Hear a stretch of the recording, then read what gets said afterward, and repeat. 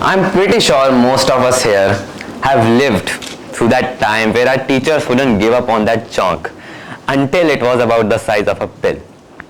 But all I see nowadays is teachers struggling to fill up the ink in their markers. But I also see a bunch of these online tutors using this thing called a smart board. I remember using one of these when I was like this much.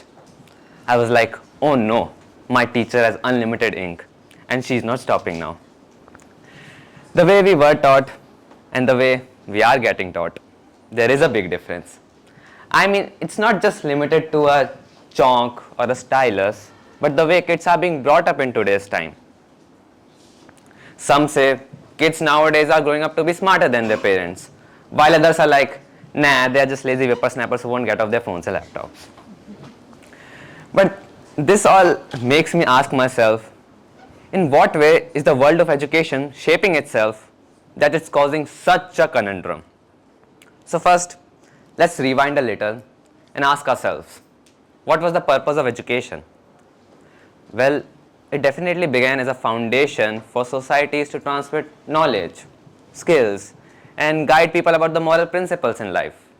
Education was once a privilege, and now it's a priority. And it's quite astonishing to see how widespread the field of education has become over the years.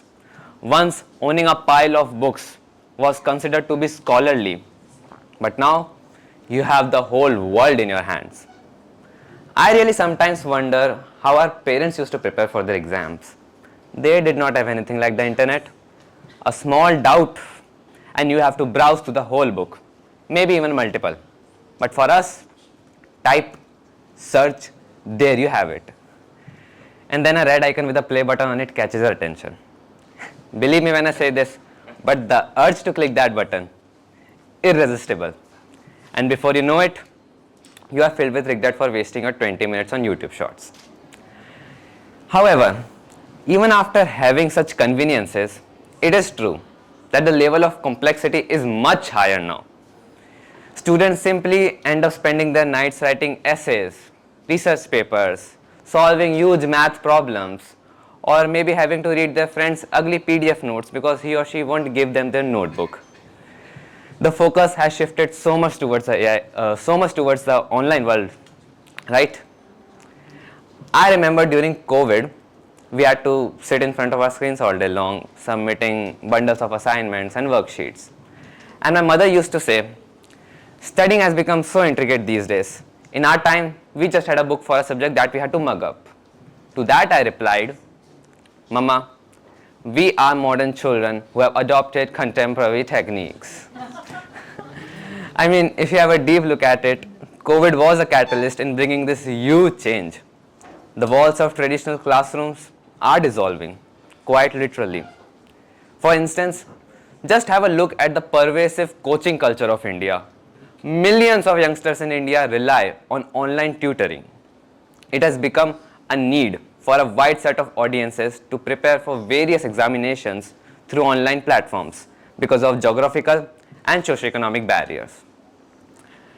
Now, talking on this topic reminds me of a quote by Bill Gates. He said, "The advance of technology is based on making it fit in so that you don't even really notice and it's a part of everyday life." And I think we students took it so seriously that we did not even realize we perforated into an entire new era of education. And who is to blame? Well, the one and only AI. Now I'm not going to bore you by stating facts and statistics on what it's doing, how it's doing, whatever, you all know it very well. Students are not working hard enough, they're copy pasting, making AI do their homework, and so on. However, I can't help but notice that this isn't the first time.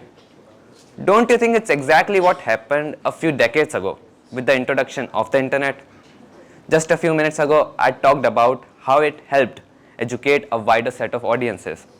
This is just one of many ways such technology has benefited us. While some may say that education is limited within the walls of a school, I stand and say that tools like AI and internet have opened a window for kids like me to explore what we find fascinating, whether it be learning how to code or how to be a video editor. If you have a passion for cooking, you can now easily master it. Or maybe if you are too ambitious, you can now learn to be a content creator. The possibilities are endless, and every school won't give you that. Additionally, it is important to notice that this technological transformation has definitely put a pressure on educators to rethink their methodologies. Instead of focusing on explaining a concept and then simply giving students work to do, they now have to reevaluate their teaching techniques to educate children on why something is done, along with analysis over real-life applications. If students feel engaged in critical thinking and problem solving, they will deviate away from relying on AI and shift towards utilizing it in a productive manner. So you see, it's not about how the giant leaps are shaping our world. It's about how we adapt to them, because you can't control innovation, can you? Why do you think the mental health of students is the current hot topic in society? We did not have anything like this back then. I once asked this elderly person, what are your opinions on mental health? He replied by asking, mental health? What's that like? Vitamins for your brains? I was like, sure sir, sure. So the reason evidently lies in the changing patterns in education, the increased pressure for academic achievements, and the pervasive influence of digital environment is creating unprecedented levels of stress and anxiety in students. And you can't prepare students for the future if they are struggling with their mental well-being in the present. It's a fundamental obstacle to progress.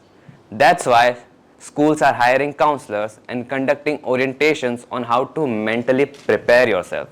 And why? Because we all have to adapt. You know what I think? I believe we all are trapped in this giant forest, which is not expanding, but is simply having its older trees cut down to make space for the new ones. These current ways of teaching are not causing any kind of decline in education, but they are making us realize that education means more than books. It's about how we connect and understand each other to transform our world. And it's great to see that the focus of education is shifting from what we should do to what we can do. Students are not just simply studying now, they are being prepared through career-oriented learning. You all have seen the great spread of career counselors, career-focused institutions, and internship programs among young kids. All this to help them achieve what's right for them without overwhelming them with any kind of pointless knowledge and opinions. So in the end, I would like to speak out a few famous words from my favorite movie series, Jurassic Park. Life cannot be contained. Life breaks free. Life finds a way. And this is exactly what we humans are doing. For a smarter lifestyle, we must make our future generations smarter too. So the real question is not how the world of education is changing, but how education is changing the world. Thank you for listening.